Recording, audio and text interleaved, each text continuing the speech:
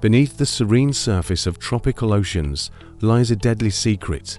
It doesn't chase, it doesn't bite, and it doesn't even move much. But one wrong step, and it could be the last thing you feel.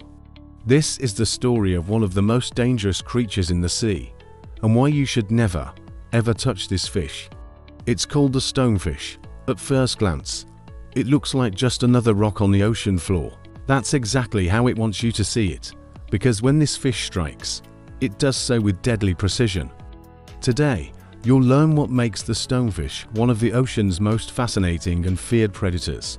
You'll also learn how to recognize it, how to stay safe, and what to do in the unlikely but dangerous event of a sting. So before your next dive or beach walk, take a few moments to learn what might be hiding in plain sight. The stonefish lives in shallow coastal waters, often among rocks, coral, and sandy seabeds. It prefers tropical zones, places like the Indo-Pacific region and northern Australian shores.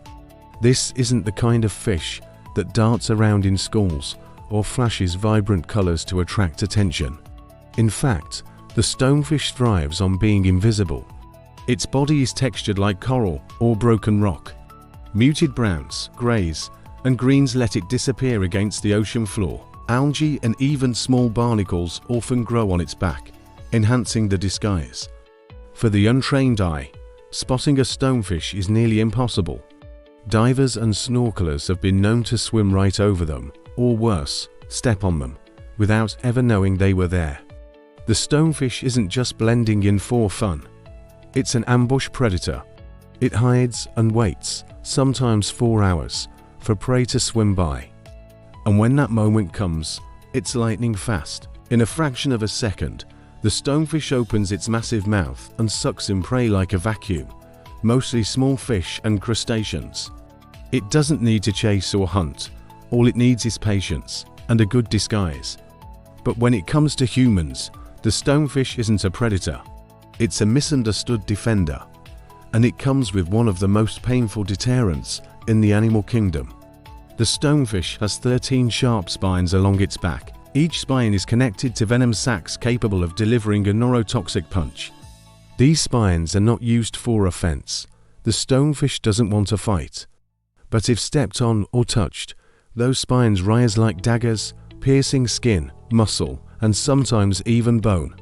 Once the spines penetrate, venom is released instantly. The effects are swift and brutal. Victims report immediate, intense pain, sometimes described as a red-hot iron stabbing through the limb. Swelling follows, then muscle weakness.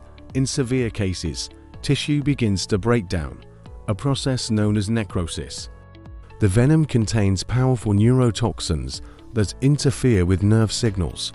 In extreme cases, the effects include muscle paralysis, difficulty breathing, and even heart failure. For the elderly, children, or those with weakened immune systems, a stonefish sting can be fatal, especially if not treated quickly. And there's more. Unlike snake or spider venom, which is often delivered in small doses, stonefish venom is pressure-based. The harder you step, the more venom is released. This means walking barefoot in certain coastal waters isn't just risky, it can be deadly. But how did such a small, motionless fish become one of the most venomous animals in the sea? The stonefish belongs to the genus Synanthia, a group of species all known for their stealth and sting.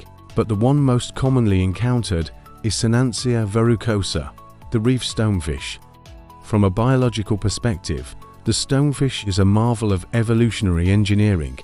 Its camouflage helps it avoid predators, and its venom ensures that any animal large enough to try will think twice the next time.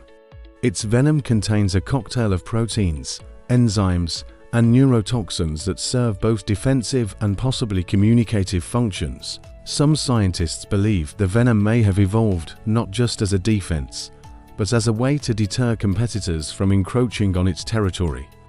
When researchers analyze the venom, they find it incredibly complex, far more than what's needed just to hurt or kill. This complexity has fascinated scientists for decades. Could such venom be used in medicine? Some studies suggest components of the venom may have therapeutic applications. Early research indicates it could be used to develop painkillers that mimic the nerve-blocking properties of the toxins without the dangerous side effects. Others are exploring its use in cardiovascular research. But while the science is promising, the practical risk remains. The stonefish may one day help heal us, but today, it's far more likely to harm. So what should you do to avoid a stonefish encounter? First and foremost, never touch marine life you don't recognize. That rock sitting quietly in the sand could be the most venomous fish in the world.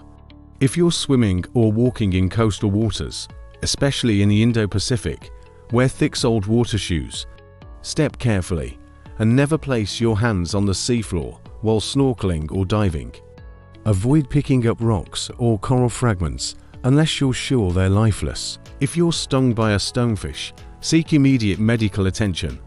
The standard treatment involves immersing the affected area in hot, but not scalding, water to break down the venom's proteins and reduce pain. In serious cases, an antivenom may be administered.